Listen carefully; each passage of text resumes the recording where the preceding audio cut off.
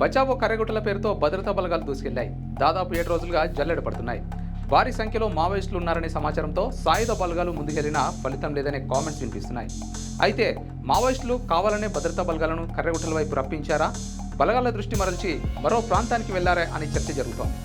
మావోయిస్టులు మరేదో వ్యూహం పన్నారనే చర్చ నడుస్తోంది. బలగాలను ఇటువైపు రప్పించి 2 వారాల క్రిందట మావోయిస్టులు ఓ లేఖను విడుదల చేశారు. తమ రక్షణ కోసం కర్రెగుట్టల్లో బాంబులు అమర్చారని, ఆదివాసులు ఇటువైపు రావద్దని హెచ్చరించారు.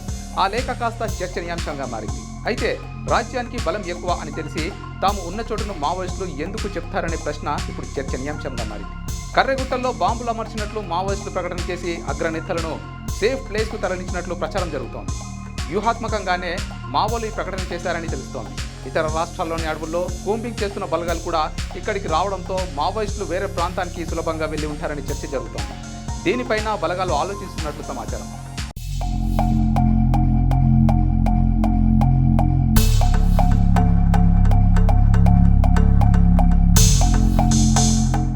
ఎందుకు కనిపించలేదు?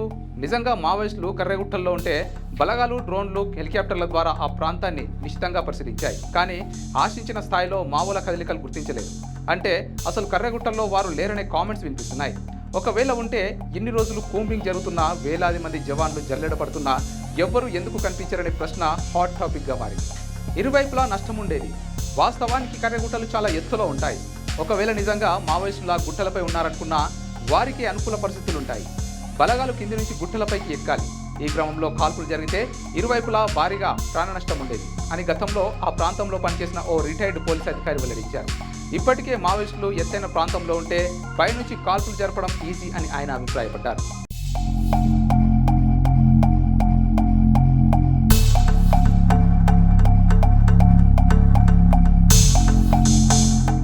ప్రస్తుతం ఎండలు మండుతున్నాయి. కర్రెగుట్టల ప్రాంతంలో వడగాలులు బలంగా వీస్తున్నాయి.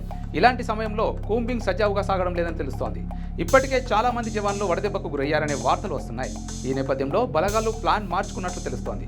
ఇలా కూంబింగ్ దాడులు కాకుండా బేస్ క్యాంపులు ఏర్పాట్లు చేస్తే మంచిదనే అభిప్రాయానికి వచ్చినట్లు తెలుస్తోంది.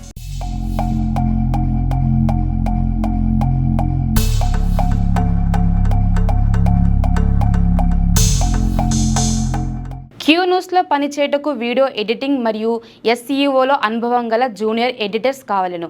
సంప్రదించవలసిన నెంబర్ 8688926084. లేటెస్ట్ న్యూస్ తెలుగు మరియు ఇంగ్లీష్ అప్డేట్స్ కోసం ఇప్పుడే క్యూ న్యూస్ అఫీషియల్ యాప్ని ప్లే స్టోర్ నుండి డౌన్లోడ్ చేసుకోండి. సరికొత్త సమాచారాల కోసం క్యూ న్యూస్ వెబ్సైట్ని ఫాలో అవ్వండి. ఛానల్లో ప్రాంతీయ, జాతీయ, అంతర్జాతీయ వార్తలు వీక్షించండి. లైక్ చేయండి.